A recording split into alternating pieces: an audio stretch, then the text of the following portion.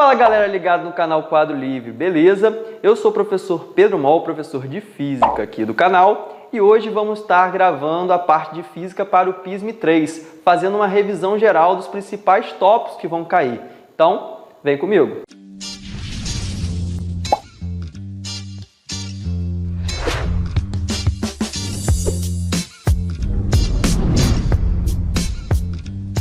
Então, galera, antes de começar, não se esqueça, se você gosta do nosso conteúdo, dê o like nesse vídeo, compartilhe com seus amigos, se inscreve no canal e não esqueça de ativar o sininho aí para ajudar na nossa divulgação, beleza? Então, vamos começar. A gente vai falar sobre a física que vai cair na prova do PISM 3. O conteúdo ele é bem extenso, então a gente vai dividir esse vídeo em algumas partes. Para começar, a gente vai falar sobre a ondulatória, que é uma das grandes áreas que vai cair aí no PISM 3. A ondulatória, né, como o próprio nome diz, ela vai ser a parte da física que vai estudar as ondas, as classificações das ondas, os tipos de ondas e como elas, né, estão relacionadas às grandezas físicas presentes na natureza. A ondulatória começa com uma pergunta, né, para a gente saber o que são ondas. Ondas são perturbações que propagam pelo espaço sem transporte de matéria. Então, elas transportam energia necessariamente, beleza?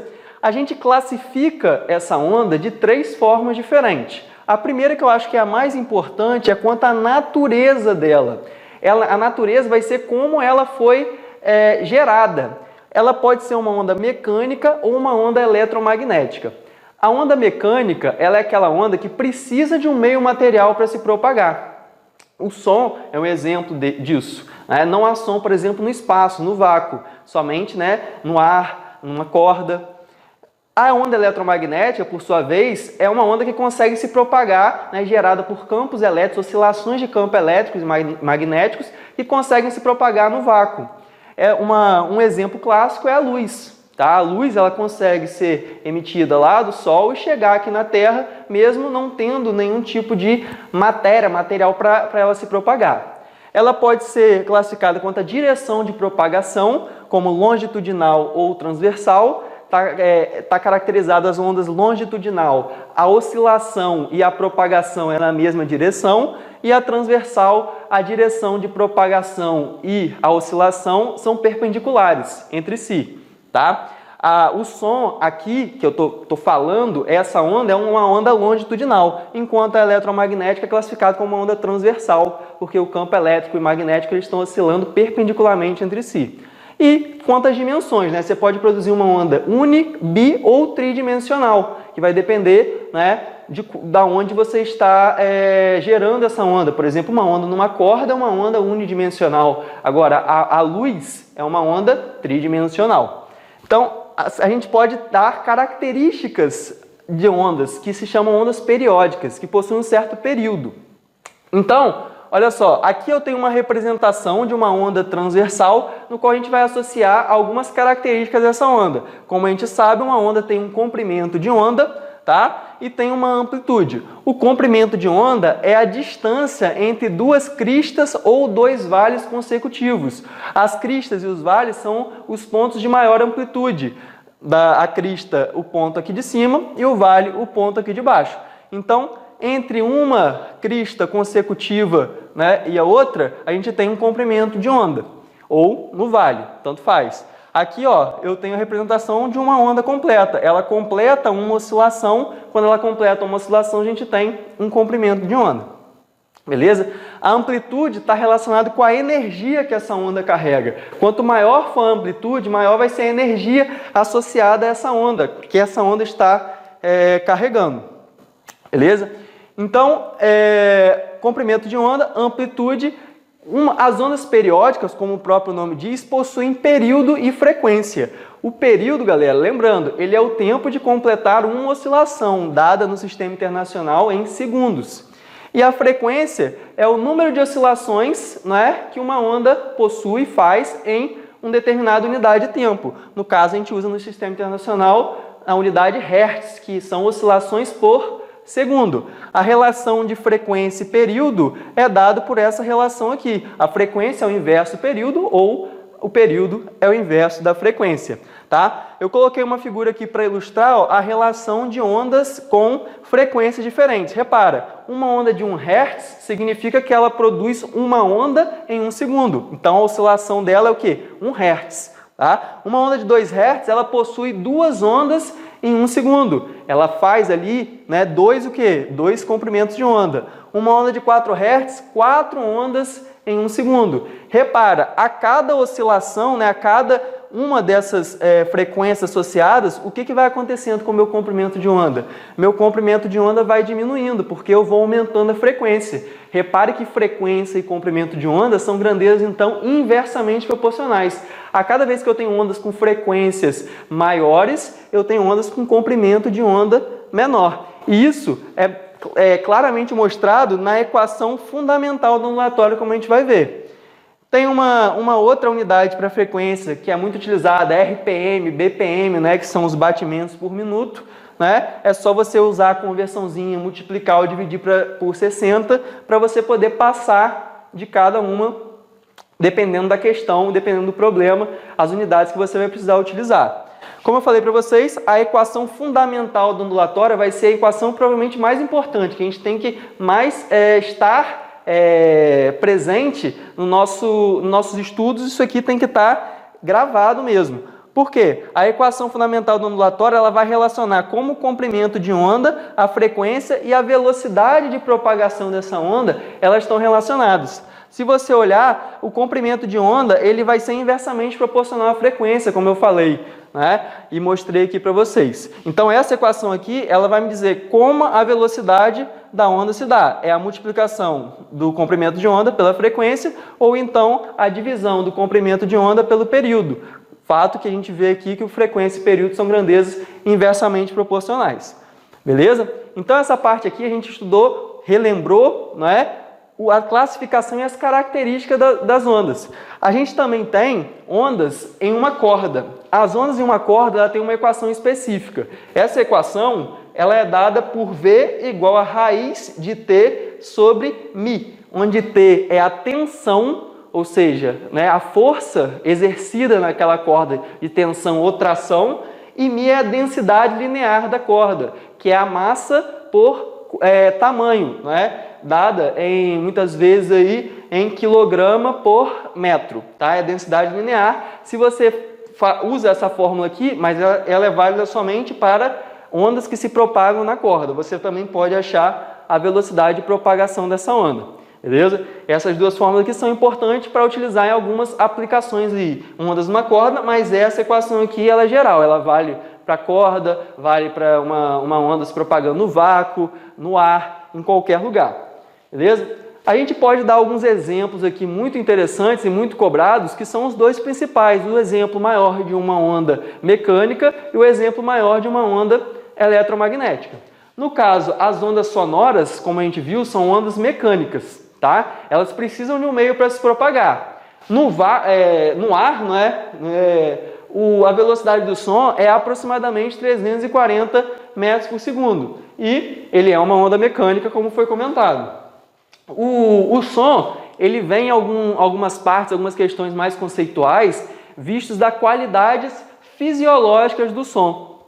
Por quê? A gente não viu aqui que a gente tem uma frequência, uma amplitude, um comprimento de onda? Dependendo de como for a característica dessa frequência, dessa amplitude, eu vou ter características diferentes para a minha onda sonora. No caso, por exemplo, a altura do som, tá? E quando a gente fala altura, a gente está falando aqui na física se ele é um som agudo ou um som grave. Essa característica fisiológica dele vai estar relacionada diretamente com a frequência. Então, uma onda sonora com uma frequência alta significa o quê? Significa que ele é um som agudo para a física. Enquanto um som com uma frequência baixa, ele é aquele som grave. Então, muita gente confunde, relaciona a altura a volume. Tá? Mas a altura para a física corretamente está associado a um som agudo e um som grave. No caso de um som com a intensidade, aí sim a gente vai pensar no som com um volume alto ou um volume baixo. Para a física, o volume do som ele está relacionado com a intensidade. E a característica, né, da onda que vai estar relacionada com a intensidade sonora vai ser a amplitude dessa onda. Então você pode ter um som com diferente frequência, mas com amplitude maior. Essa amplitude vai estar determinando se ele é um som forte ou um som fraco. O que significa? Se ele é um som com um volume mais alto ou um volume mais baixo.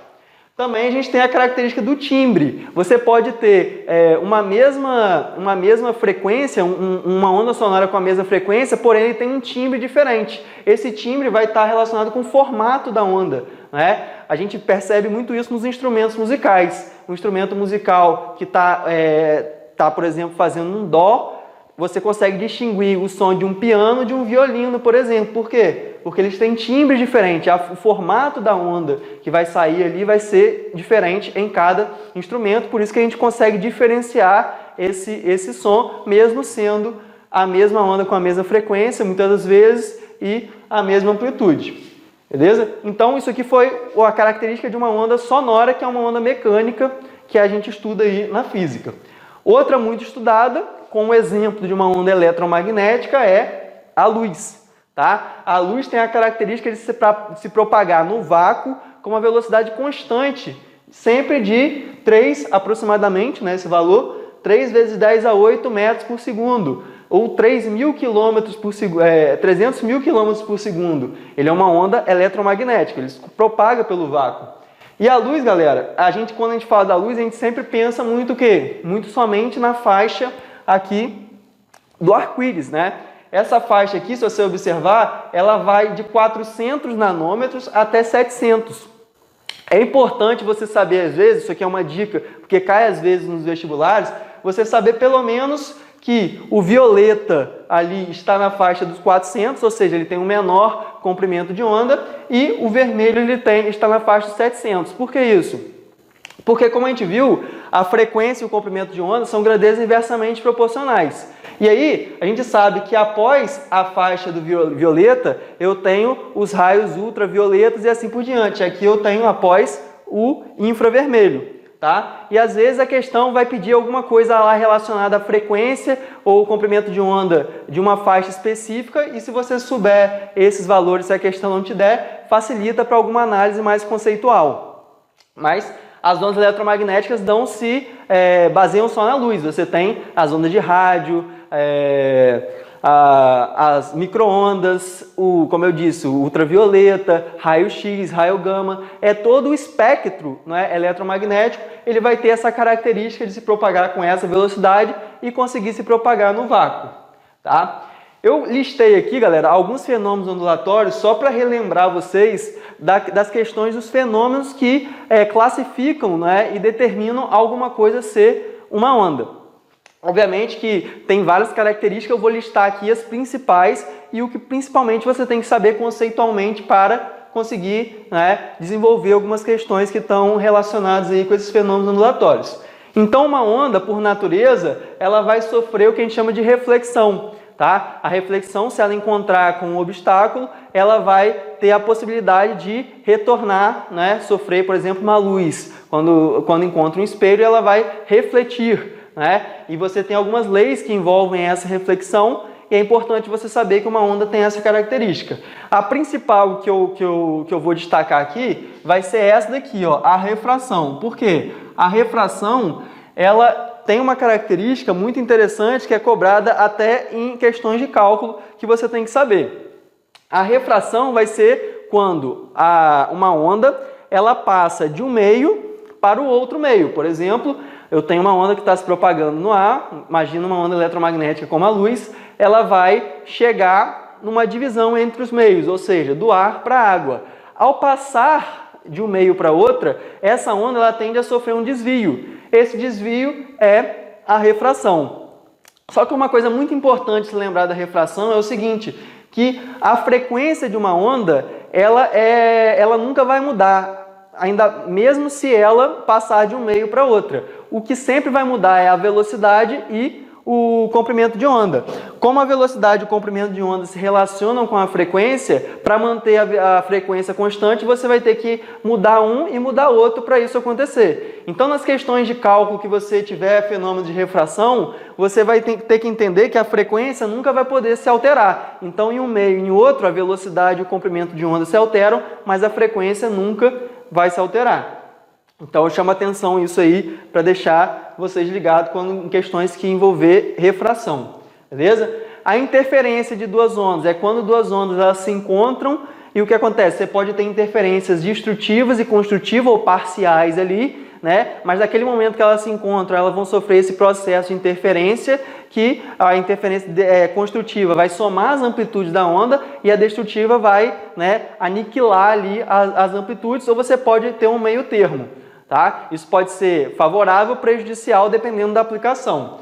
Outro fenômeno é a difração. A difração é cobrada mais a nível conceitual, tá? Mas é importante saber que uma onda, dependendo de qual onda for, por exemplo, o som, ela sofre esse processo de difração, que é o que, resumidamente, seria como se ela pudesse contornar obstáculos. Mas nem todas as ondas conseguem sofrer difração de qualquer forma. Você tem uma relação entre o comprimento da fenda que ela passa, ou do obstáculo que ela passa, com o comprimento, né, de onda da onda que você está analisando. Por exemplo, o som ela consegue difratar numa porta, né? Eu consigo falar e você, mesmo se você estiver atrás de uma porta com a parede, você consegue me ouvir, porque o som ele contorna o obstáculo. Mas você não consegue me ver, mesmo a luz sendo uma onda. Isso está relacionado com o comprimento de onda da luz ser muito menor do que o comprimento de onda do som e ele conseguir, né, numa porta, por exemplo, conseguir ter esse efeito de difração. Então tem que tomar cuidado quando a gente estiver falando de difração,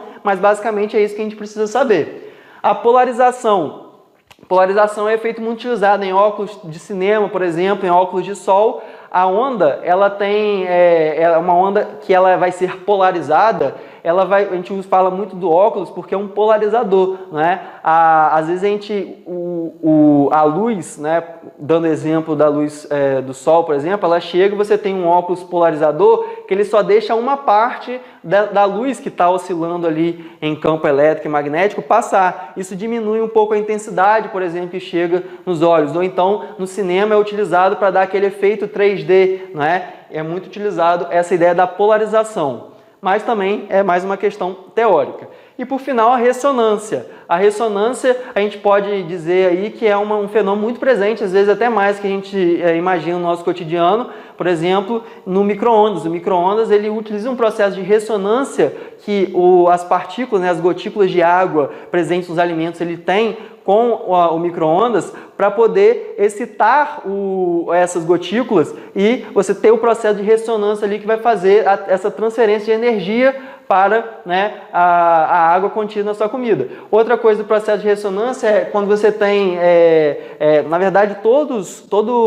a matéria, ela tem uma frequência que a gente chama de frequência natural, ou seja, como se seus átomos aí estivessem ali dançando numa certa frequência, numa certa oscilação. Se você, com uma oscilação externa, consegue fazer uma frequência da mesma forma ou perto daquilo, você aumenta exponencialmente essa oscilação e você dá muita energia. Não sei se vocês já viram, por exemplo, aqueles casos das pontes, né, a ponte de Tacoma, que é muito famosa por estar balançando, né, com a força do vento, é porque o vento conseguiu entrar em ressonância com aquela ponte e fazer com que ela, né, oscilasse de forma muito grande devido ao fenômeno da ressonância. Então esse é um exemplo. Também, né, se cair alguma coisa, pode cair alguma coisa mais conceitual, mais teórica dessa parte. Então esses foram os fenômenos ondulatórios. Outro efeito que caiu até na prova do ano passado, que foi o efeito Doppler, tá? Ele é um efeito que acontece, tem o efeito Doppler da luz e o efeito Doppler sonoro, né? É um efeito que acontece com qualquer onda. Só que a gente utiliza muito como exemplo o som, pelo fato de ser até mais didático para explicar. O que acontece? Imagina uma ambulância ou alguma fonte que está emitindo o som, que ela está se movimentando, tá? E esse movimento, ela está produzindo som. Só que ao mesmo tempo que o som está se propagando, a fonte também está andando. Então, o que acontece? Eu coloquei aqui uma imagem só para tentar ilustrar, vou falar bem rápido para vocês. Aqui está a relação também, se vocês quiserem. Uma coisa do PISM é que essas fórmulas que são mais complexas e menos usuais, às vezes, muitas das vezes, na verdade, vem na questão. Então, o importante mais é você saber o conceito ali por trás e saber como aplicar isso. Então, imagina essa fonte que está produzindo som e está andando, tá? O que acontece? Para dois observadores diferentes, eles vão escutar esse som de forma diferente. A gente já viu aqui que as qualidades fisiológicas do som dizem para mim que quanto maior a frequência, mais agudo, e quanto menor a frequência, mais grave. Como a fonte está se aproximando desse observador 2 aqui, a frente de onda que chega para ele é uma frente de onda com comprimento de onda menor, logo a frequência é maior. Então, se uma ambulância está se aproximando de você, por exemplo, o som vai ser mais agudo, enquanto para a pessoa que a ambulância está se afastando, esse comprimento de onda aqui, lambda, ele vai ser maior, logo, né, de acordo com a relação que a gente viu aqui, comprimento de onda e frequência, a frequência vai ser menor. Frequência menor, um som mais grave. Então, a ambulância que se afasta tem um som grave, a ambulância que se aproxima tem um som mais agudo. Beleza? Esse é o efeito Doppler, é esse efeito, né, relativo aí ao movimento da fonte e do observador para escutar alguma coisa como o som, mas também há o da luz. Mas eu vou me preocupar aqui com o do som. Tranquilo? Então, o movimento harmônico simples vai ser o último exemplo que ele cai, praticamente toda a prova cai em uma situação ou de uma situação de massa mola ou do pêndulo simples. Aqui o que a gente pode pensar? Isso aqui é um mar de estudos, a gente pode ficar horas falando, mas eu vou dar principalmente as dicas mais importantes conceituais e eu coloquei aqui as duas formas que eu considero as mais importantes para você, né, ter aí, analisar na hora de você for estudar. O movimento massa-mola, ele é uma massinha, né, que a gente representa numa caixinha, e você tem uma mola que vai oscilar entre um ponto de equilíbrio. Se a gente desconsiderar qualquer força dissipativa, ou seja, que tenha conservação de energia, essa mola ela vai oscilar em amplitudes, né? Ou seja, amplitudes seriam como se fosse a oscilação de uma onda. E essa amplitude vai sempre o quê? Vai sempre conservar a energia. Você vai ter a energia cinética sendo transformada em potencial elástica, aí depois volta para a cinética, depois vai para potencial elástica e vai ficar nessa oscilação. Esse movimento oscilatório pode ser descrito, né? Se você for pegar lá, querer determinar a posição desse corpo, por exemplo, vai ser descrito por funções senoidais, por exemplo, ou cossenoidais, tá? Mas isso a gente não vai entrar em detalhe.